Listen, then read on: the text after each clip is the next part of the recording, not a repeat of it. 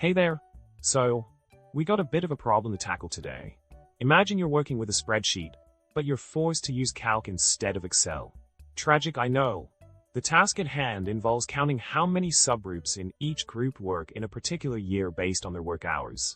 If any value in the range C, AF is greater than 0, it means that subgroup is active for the year.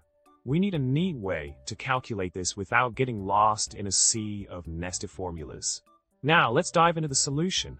We're going to use an array formula for this.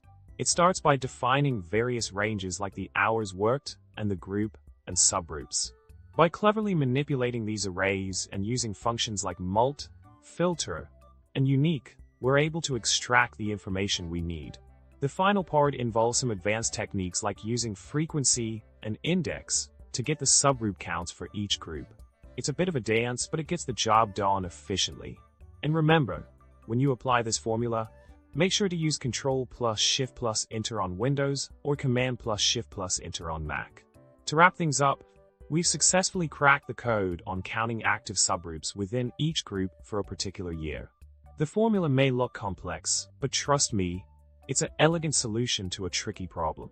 If you followed along, congratulations. If not, well, spreadsheet wizardry isn't for the faint of heart. Remember to like, subscribe, and comment below with your thoughts. Until next time, happy spreadsheeting!